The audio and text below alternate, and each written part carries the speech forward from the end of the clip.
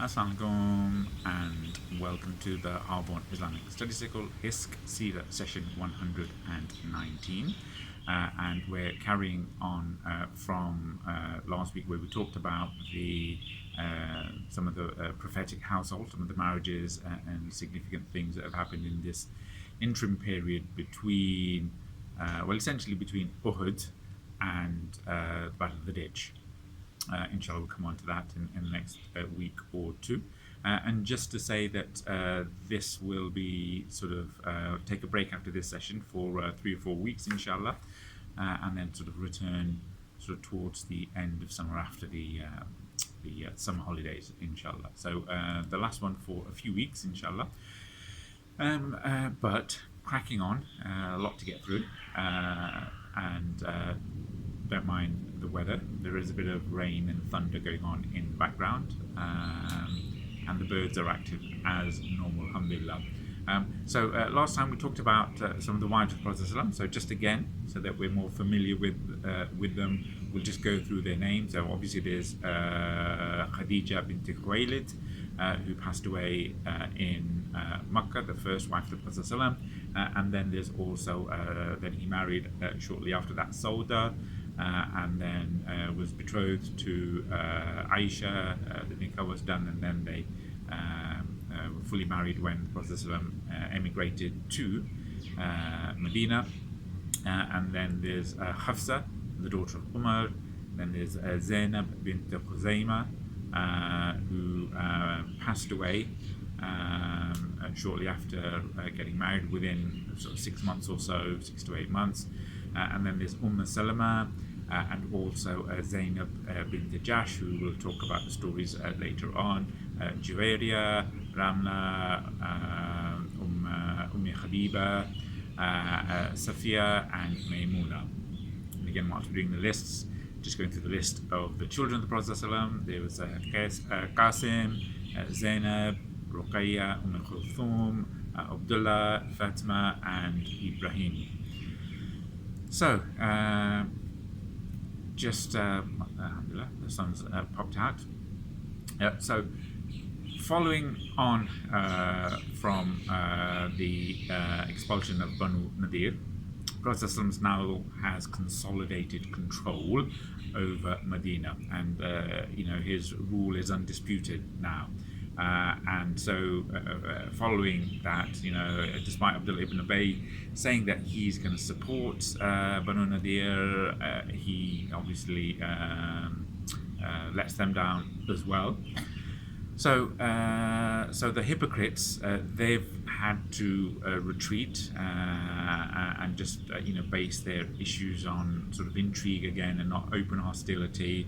So there's still a lot of animosity from the hypocrites towards the Prophet ﷺ, but it's not open hostility. So the Prophet ﷺ, he then, now that he's consolidated Medina, he's established himself quite firmly there. He's able to direct all his energies, his armies, his human resources, his dawah externally, and now is the time to address some of the potential threats from the desert Bedouins, to either neutralize them or bring them on board in terms of getting them to support the Muslims. And many of them still have their allegiances to the Quraish, or are just independent mischief makers. So the reports of Bani Muharrib and Thalaba of the Ghatafan tribe, causing problems and sort of raiding caravans and harassing people. So the Prophet ﷺ needed to sort of address these sort of rebellious Bedouin tribes in and around or around Medina, essentially. But before we get on to that, there's an appointment. The Prophet ﷺ has to keep an appointment. It's very important. This is the what's known as the Badr by appointment, the second Badr, Badr of the latter, Badr of the minor, has various different names, but essentially at the end and we did this at the end of Uhud. Abu Sufyan, he's there, he's trying to find out what's happened to Prophet ﷺ, what's happened to Abu Bakr and Umar, and then when he finds out that they're all alive, he says, fair enough, it's a draw, one each, let's have the best of three, we'll meet 1 year exactly from now at Badr. So he knows that Badr is a stain on the reputation of the Quraysh.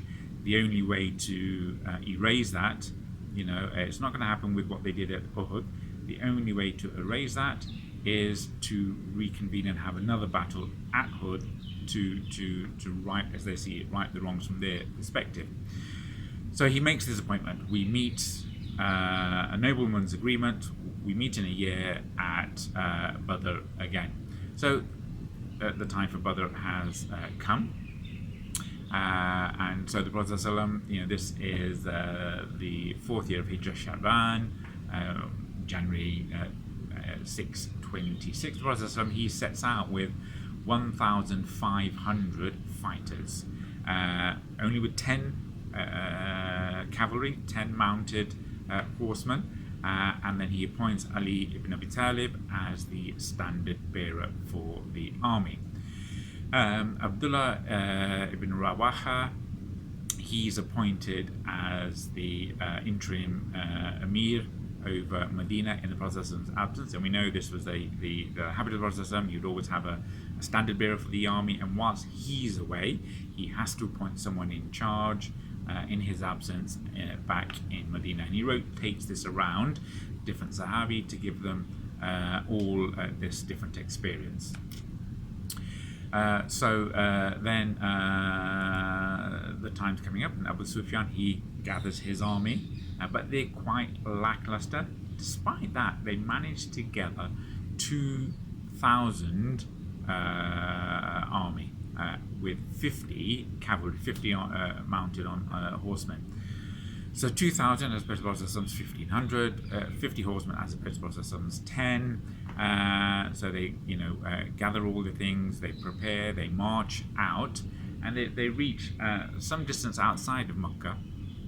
They camp at a place called Mar az-Zahran, and there's a water place there called Mijanna, and then they just started talking amongst themselves. Abu Sufyan picks up on the fact that there's reluctance. They're not sure whether they should go ahead and fight. What are the murmurings amongst the camp? And he himself is not certain that they're gonna win. I mean, last time when they were 3-1 at Badr, they got annihilated. So whether he's superstitious or what, he's got his own spies, no doubt, finding out how many the Prophet ﷺ has left with. So then he basically comes up with a really flimsy excuse, and basically says, "Look, O tribes of Quraish," and he's the leader. He's the commander in chief. Nothing's going to improve the condition that we're in, but a fruitful year. And this year has been a really poor crop. The year we've just had, our animals have been feeding on plants and the bushes, and give you milk to drink. And this year has been a rainless year, therefore the harvest has not been good. So I'm going back, and then I recommend that you guys follow suit. You want to go ahead, you go ahead, but I just think that because we've had a bad year, bad harvest, let's go back. And the other people of the Quraysh, they had sort of similar feelings and apprehensions, and without any quibbling, without any hesitation, they all turn around and go back.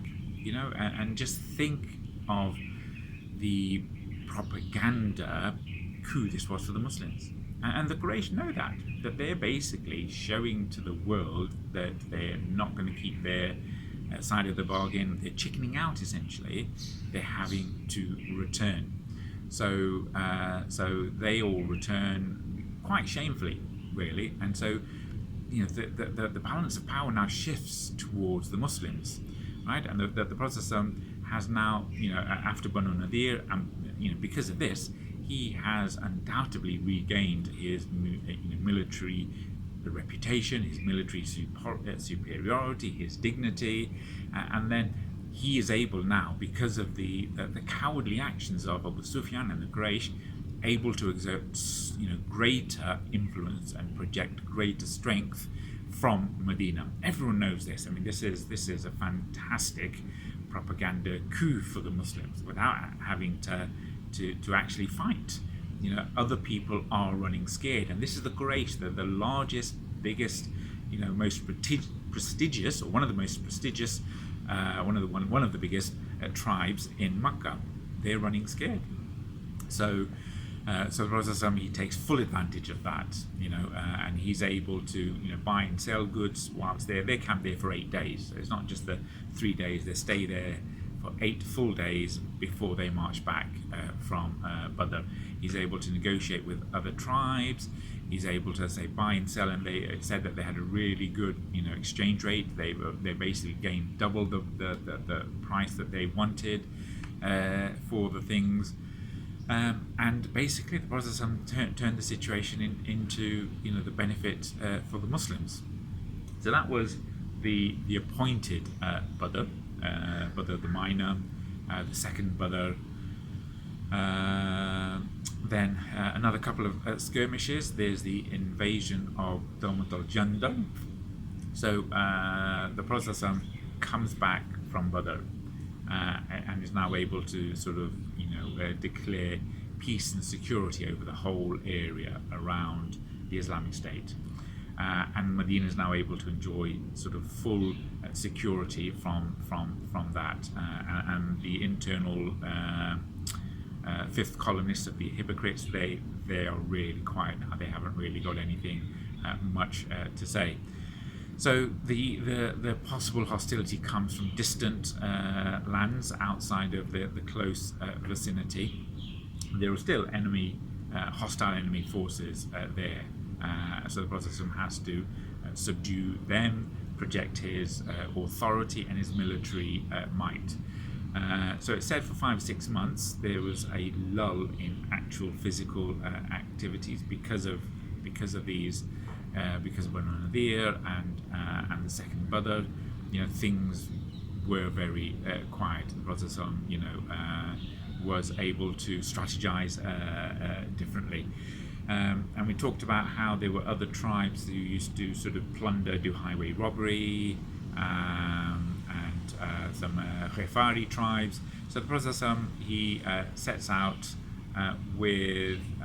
to go to the borders of Syria. So this is how far he's going out, again, projecting his military strength, his superiority, and showing his confidence. So they go to Doumat Al-Jandal, which is on the borders of Syria, and on the way there, they set out with 1,000 strong army in Rabi' Awal, and Prophet takes someone called Madhkur from Bani Udhra as a guide, and he appoints Siba bin Arfata al-Ghifari to be the chap who's in charge of Medina during his absence. Okay, so there's still somebody in charge as the Prophet leaves. So they wanted to make this a surprise attack, so they marched really quickly, but Prophet didn't want to give the game away to these people, so they would march at night and then they would rest during the day, and he wanted to take the enemies up by surprise. So by marching at night, word's not going to get out. People don't see the army marching, and again, that's why he took the guide, Madhkur, who could guide them by night, so they can advance essentially in stealth, and it worked. The ploy worked. They surprised their enemy. So when they're getting near to their destination, they discovered that these bandits, these highway robbers, had moved from their sort of camp to somewhere else. But the Prophet nevertheless, because they were moving in stealth, they managed to capture all the cattle and shepherds that were left behind, and the inhabitants of Doumat Al-Jandal, they also fled in all directions. He left all their household when they saw the army there, so there was no time for them to count a defense or a counter-offensive to the Prophet's army, because he'd taken them by surprise, and they all fled. So the Prophet, he stayed there for 5 days, and whilst he's camped there for 5 days, he sends out expedition forces to go searching for the enemy, and again, it's just sending messages. Look, we're here, don't mess with us, we've got the ability to take you by surprise anywhere. So from Medina all the way to the borders of Syria, and sending a clear message to these people who are involved in banditry. Look, your time is up. There is it's actually a new sheriff in town. These are the rules. So the Prophet stayed there for 5 days, sent out expeditions. They didn't encounter any face-to-face combat, and then he returned from there, having established his authority. And on the way back, he made a treaty, because he came across Abbad bin Bishr, made a peace treaty with him, again an influential person. And Doumat Al-Jandal, if you look on the map, it's about 15 days march from Medina and 5 days march from Damascus. So you can see it's 3/4 of the way between Medina and Damascus. So now the Prophet managed to spread security and control and peace to that whole area. Okay, and by extension is able to sort of by his deeds and actions silence the hypocrites. The Jewish tribes have been evacuated because of their hostility to the Prophet and breaking the treaties, and the Bedouins have been subdued, and the Quraish are not keen on attacking the Muslims as they had done. So there's a strategic shift in how the Prophet and the Muslims and the Islamic State in Medina is viewed. So then moving on to another expedition. Now there's some dispute when this expedition happened, and it's Dhat-ur-Riqa. Some say it sort of happened now, some say it happened after the Battle of the Ditch, or the Battle of the Confederates, or the Alliance. But anyway, so we'll talk about it here. We might mention it later on as well. Dhat-ur-Riqa, and Dhat-ur-Riqa is named Riqa or rags, so the expedition of the rags, and the Prophet, he's in charge. Abu Musa al-Ash'ari, he narrates that they set out on this expedition with the Prophet, and they were 6 in number, with only 1 camel. We had 6 to 1 camel ratio, and they rode in turn. So 1 would ride the camel, 5 would walk. Okay, and their feet were so injured because they had to walk. He said, look, my feet were so badly injured, my nails came off. Right. Therefore, we bandaged our feet with rags. So the expedition was called Dhat-ur-Riqa, the expedition of the rags. Right. So, as I say, a long walk, only 1 camel shared between 6, so a lot of walking involved, and the feet are blistering, nails are coming off, and they're having to bandage their feet with rags. So the Prophet, he's again trying to address these desert Bedouins who are involved in looting, plundering, highway robbery, and unlike the other tribes that he's encountered, like some of the Jewish tribes who live in a specific spot or fortresses, these guys are scattered in different spots. So it's difficult to bring them under global control, and you have to carry out deterrent campaigns against each of them. So the Prophet ﷺ still undeterred because he has to establish peace and security. So he launches this decisive campaign against these people who are highway robbers essentially. So the Prophet ﷺ, he proceeds to the Najd area with these between 400 and 700 men.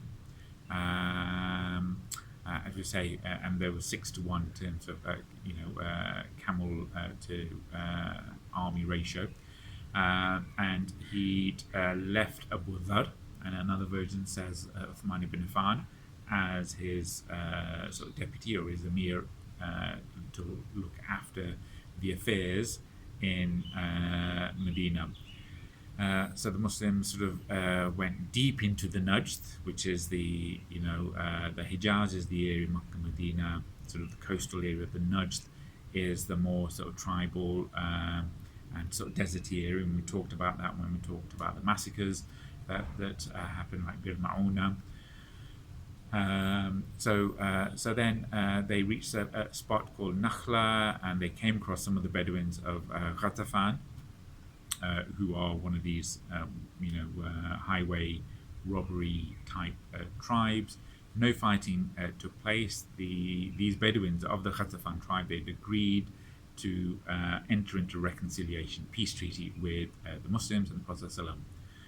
And it's at this time, as I say, whilst they're out in Dhat-ur-Riqa, that it's said that the rules around Salaat-ul Khauf, the prayer of fear, were revealed. So here, they're on the battlefield. There's a tense standoff with some of the Ghatafan, who later on sort of sign a peace treaty. But the Ghatafan sort of, deciding what to do. The process is with the Muslims. Again, it's quite tense.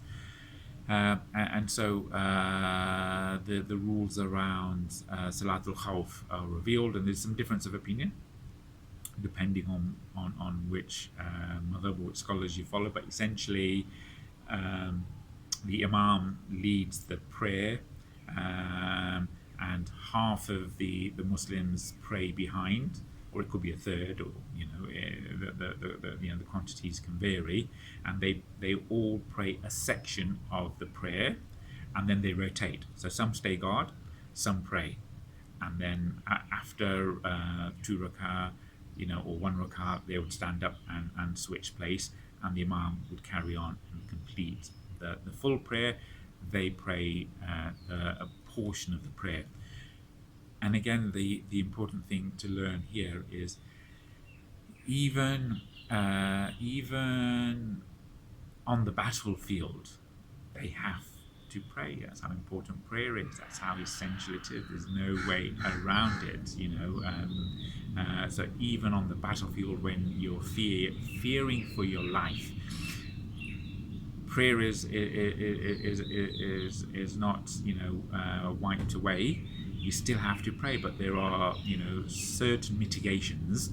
You can pray in a certain way, but you still have to pray, and again, just shows the importance of prayer. So again, really important, all of us, to keep praying all the time, even if our heart isn't in it. We need to pray. We need to carry on and do it, because this is an obligation, as I say, even on the battlefield.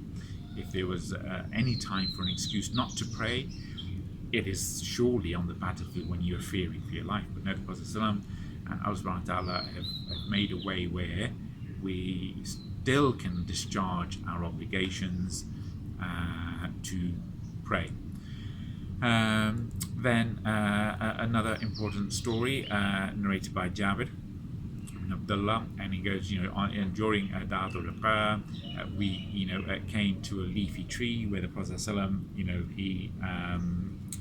it was the midday sun, so all the army sat and they ran towards the shade. The Prophet ﷺ, he got himself a tree, a leafy tree, lots of leaves where he could find some shade, and then he hung his sword on the tree, and this is what the armies used to do, and then he took a short nap. In the meantime, there was a mushrikeen who'd been from the Ghatafan tribe, who'd been scouting and following the Muslims. So again, he was an expert scout. So he kept his distance. He was just checking on them, and some say he'd given an oath to kill or assassinate the Prophet ﷺ. So he's looking for the right opportunity. So then when he sees the Prophet ﷺ taking a nap, hanging his sword up, he said, well, this is his time. So then he goes over, he walks through the camp, the army camp. There's everyone is shattered. They're all sleeping. There's no one, taking guard at this point in time. And then suddenly he's standing over the Prophet. He takes the sword from the tree, and then he wakes the Prophet. The Prophet wakes up, sees this Bedouin in a threatening position, stood over the Prophet with the Prophet's sword in his own hand. So then the Prophet unarmed, then he challenges the Prophet, because he's taken this vow, he's an expert scout. Who's going to save you or protect you from me killing you right now? Right? Who would hold me back from killing you now? The Prophet calm, very sanguine, full of confidence, says, Allah will protect me, right? And this chap, he's really perturbed by the Prophet's confidence in this, in his reply. He's a man of the army. He scouted. He's standing over the Prophet, unarmed Prophet, with the sword, and says, "Look, who's going to stop you now?" And Prophet says, "Allah's going to stop me." And then with that, it said that he stumbled back and he fell down. Or some say that, some versions say an angel, pushed him. Obviously, he didn't see the angel, but pushed him in the chest, and he stumbled and he fell down, and obviously let go of the sword. And then the Prophet, he slowly got up, and then he picks up his own sword, and now he stands over this man, and he goes, "Who is going to protect you from me now?" The tables have turned. So then the chap says, essentially begging for mercy. He said, "Look, you, the Prophet, are the best one to hold the sword." Or another version says, "Be the better of the two," which is basically saying, "Look, I was going to kill you. You sort of be the better man, essentially take the high moral road, so be the better of the two," or the other version is, "You, the Prophet, are the best one to hold that sword." Okay, so the Prophet then asks him, "Look, will you testify to the oneness of Allah and that I am the messenger of Allah?" And he goes, he'll be quite honest, just to spare his own life.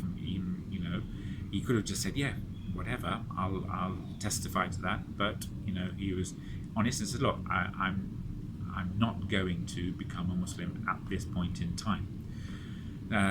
But what I will do is that I will promise never to engage in a fight against you, and I'm not going to ally myself with anyone who is fighting the Muslims." The Prophet accepted that.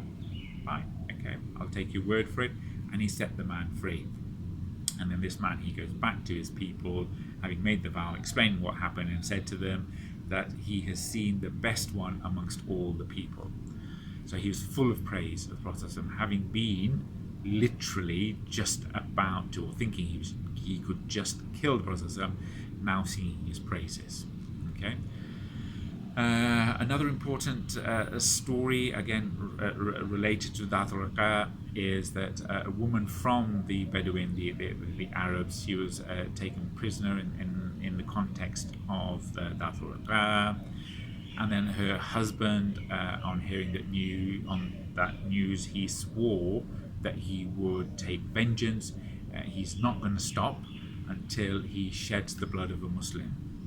And so he secretly at night approaches the camp of the Muslims.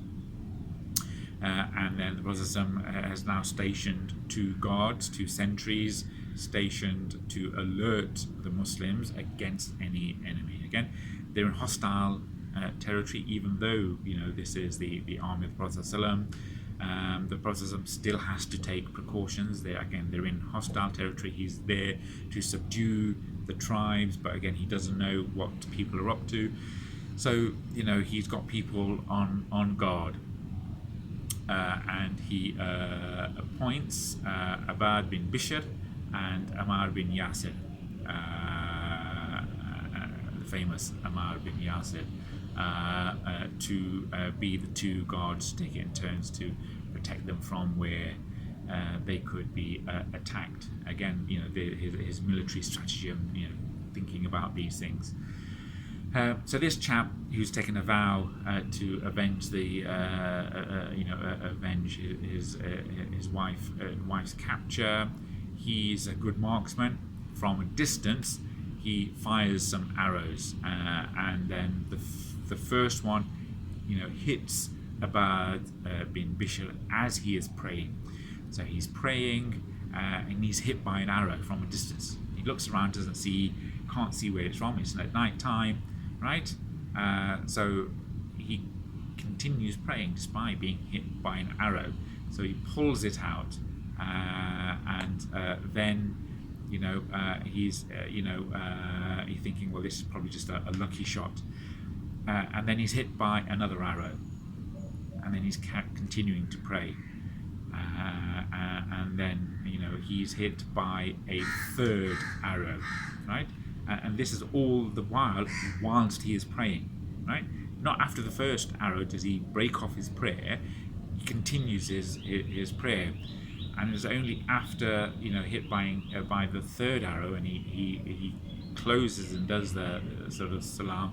He wakes his companion Ammar bin Yasir and says, "It's your turn to God. Look, I've been hit by some arrows." So Ammar's really annoyed with him. Said, "Look, why didn't you wake me up? You should have woken me up when you hit by the first arrow, right? What are you playing at?"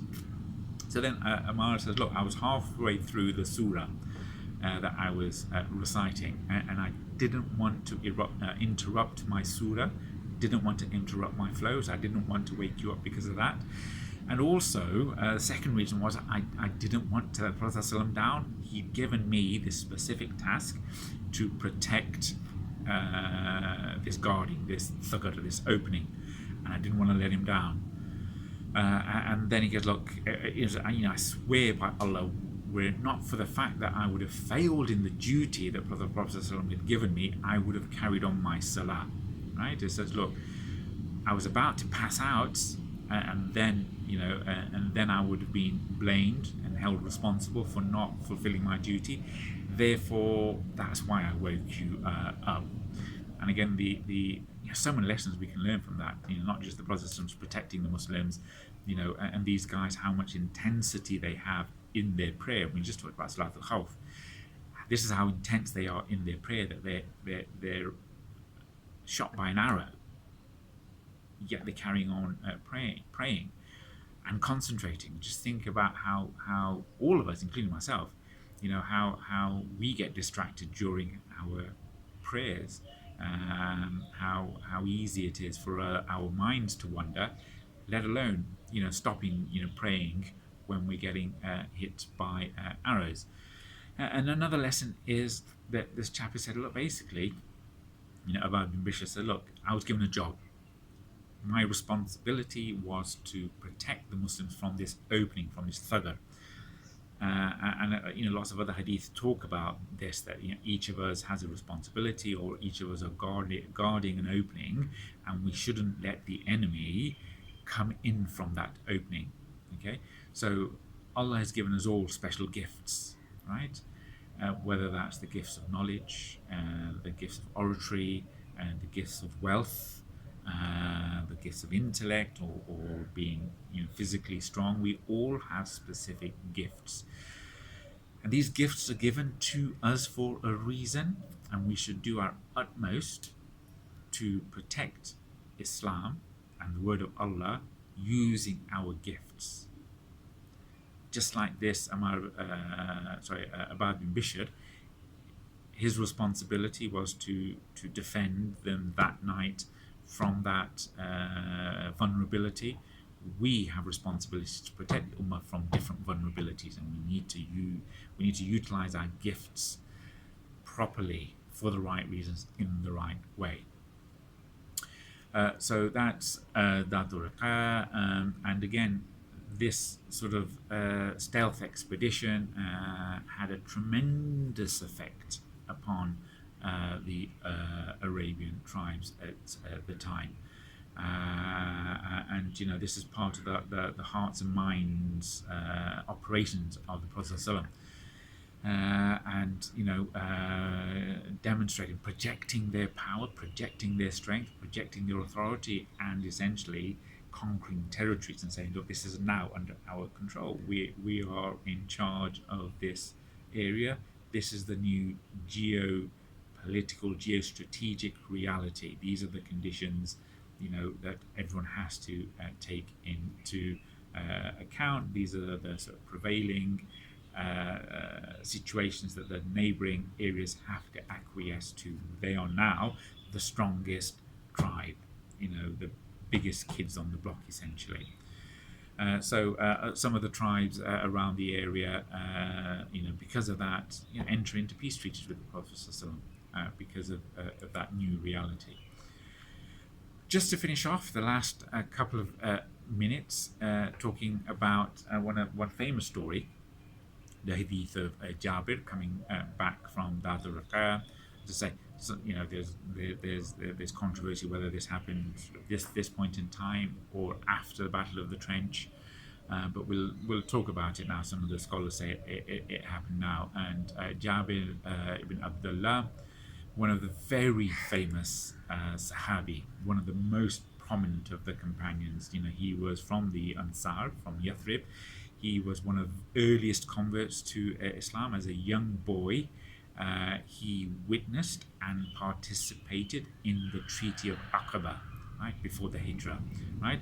His father was a famous warrior, Abdullah bin Haram, and we've talked about him before, and he's Jabir bin Abdullah.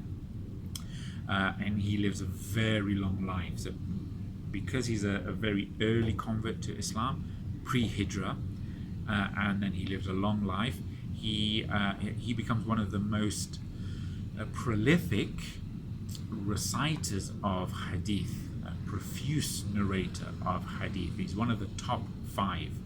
Okay, and we should all know these names. So I'll list 7 or 8 of them. Way out in front, and Abu Hurairah hasn't become a Muslim yet, but there's Abu Hurairah, well over 5,000 Hadith. Abu Hurairah. After Abu Hurairah, there's Ibn Umar, the son of Umar, Ibn Umar. There's Anas bin Malik. Again, he was a youngster who was offered over as a helper in the household of the Prophet ﷺ when the Prophet ﷺ came to Medina. So Abu Hurairah, Ibn Umar, Anas bin Malik. There's obviously Aisha, the wife of the Prophet ﷺ. She's sort of 4th in rank, and then well behind there's Ibn Abbas, the son of Abbas, the uncle of the Prophet ﷺ. So there's Ibn Abbas. Then there's Jabir bin Abdullah, who we're talking about here, and then there's other names after that: Abu Sa'id al-Khudri, Ibn Masud, Abdullah ibn Amr bin al-As. So these are the ranked highest narrators of Hadith. And Jabir ibn Abdullah, he's one of them. He narrates a famous Hadith in the first person. So he basically says, they're coming back from the Ghazwa Dhat-ur-Riqa. Again, this is the one where they're tying their feet with the rags. And he goes, look, as we're coming back from the Ghazwa, my camel was one of the oldest and weakest amongst the camels. I was struggling behind the army, and he's a teenager at this point. He was a very young lad, probably sort of 9, 10 at the Treaty of Aqaba, Pledge of Aqaba, and this is 5, 7, 8 years, 70 years or so later. So because I was struggling behind the entire army, and I was in a sad, depressed mood because my father had recently passed away at Uhud, which is why some of the scholars this thing happening now. So my father recently passed away following Uhud. And we talked about, Abdullah bin Haram, who, one of the famous warriors in Uhud. So his father's passed away, and his father left a big loan, possibly to prepare for the battle. And he had 7 sisters, and he was the only son. So no brothers, 7 sisters. He's the eldest, okay, and he's a teenager. He's the eldest of the 8 of them. So he takes on responsibility for the rest of the family. So, and he's saying, look, there's my dad's passed away. I'm the eldest man of the family. I've got 7 sisters. My worry and grief are piling up on me. So he's in the zone of just being really sad and depressed. Even in that state, he comes out and fights with the Prophet when it's time to go for battle. So they're coming back now. And then he hears a voice, who is at the back? And he looks up, and he just shouts out, oh, it's Jabir, this is Jabir.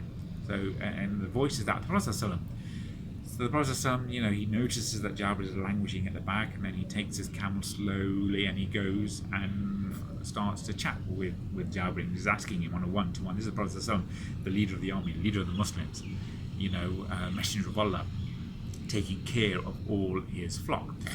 So he goes, who's at the back? And if this is Jabir, the Prophet then says, okay, so why are you so sad? You can see he's quite sad. And then, Jabir explained, look, my father died, I've got 7 sisters, I've got a big loan, and then all I have is this, my only possession is this old camel. What am I going to do when we get back? Life still goes on. So the Prophet asked, have you married recently? And he goes, yes, I got married. Or are you married? And he goes, yes, I'm married. The Prophet then asks, because he's a sort of a teenager, so did you marry an unmarried lady, a virgin, or did you marry a widow or a widowed young girl, or did you marry an older girl? Inquiring quite specific questions. So Jabir ibn Abdullah says, look, I married an older girl. The Prophet says, well, why didn't you marry a younger girl? Because then you can play with her and she can play with you. So, marry someone of a similar age, you keep things in common, and you can play with each other, and you can sort of, share a different dynamic. Jabir understood what he was saying. Having fun with your new wife, but he'd had to marry someone who was older. So the Prophet was sort of trying to sort of cheer him up. We should have married someone your own age. How come you marry someone older? He goes, look, I wanted to marry someone who would take care of my sisters, and I didn't want to add one to their number. He's already got 7 sisters. He marries someone, his own age roughly. Then essentially he's got to look after all 8 of them. The Prophet then, he reassures and says, yes, you have done right. Gives him the reassurance, okay? So you can marry people for different reasons, and in his circumstances, it's probably best not to marry a young virgin girl. It's probably best to marry someone who can, in those circumstances, look after the family. So, the benefits of marrying someone who can look after the other girls. So, he married for that reason. So the Prophet then asks Jabir to stop your camel. So he says, okay, fine. He stops his camel. And then he asks Jabir to get a stick, either give him his own stick or get one from a tree. So he gets a stick, hands it over to the Prophet. The Prophet prods the camel with that stick and says, Bismillah, and then asks Jabir to get back onto the camel. Then, as if by magic, obviously this is a miracle, Jabir says, look, the camel had become the fastest camel I've ever seen, from being an old, weak camel. The Prophet prods it, and it becomes the fastest camel.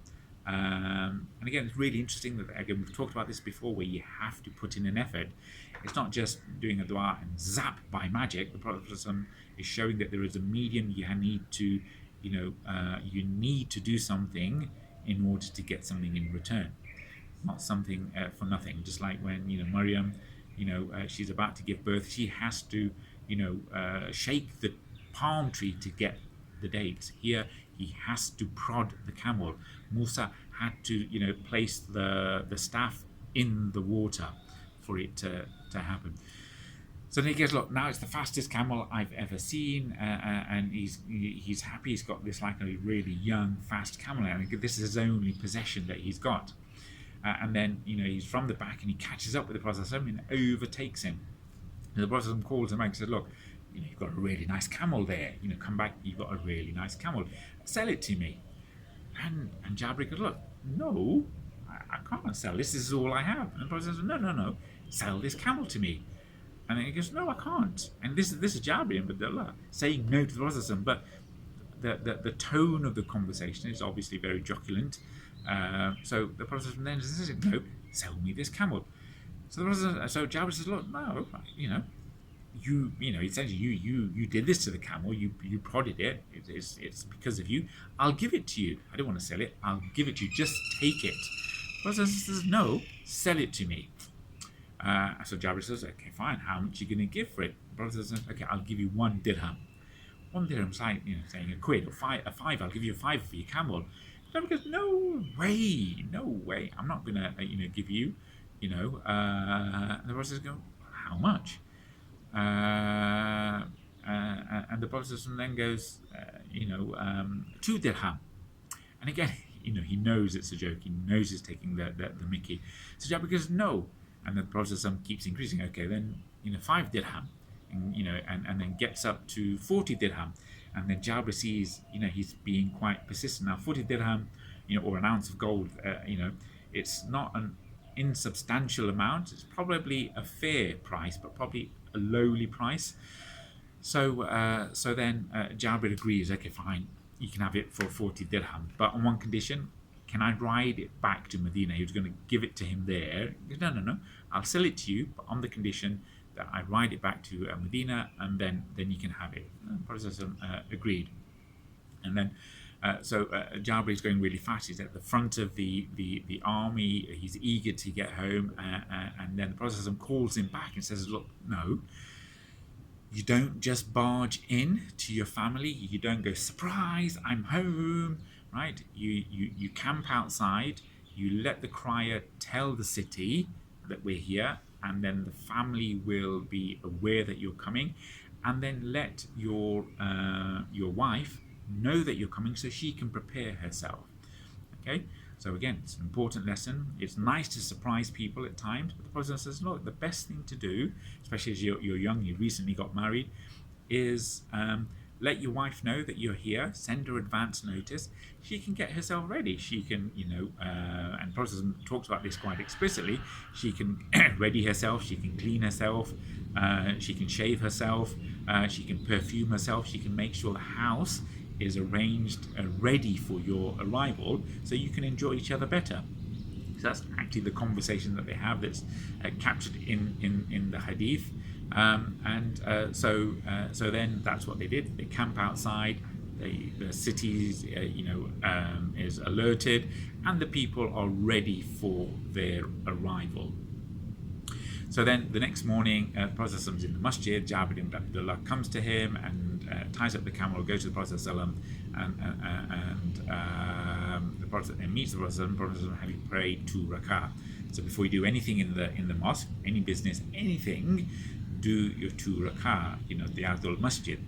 So he goes, does the 2 rak'ah, and then comes to the Prophet. In the meantime, the Prophet intimates to Bilal and says, go, weigh 40 dirham and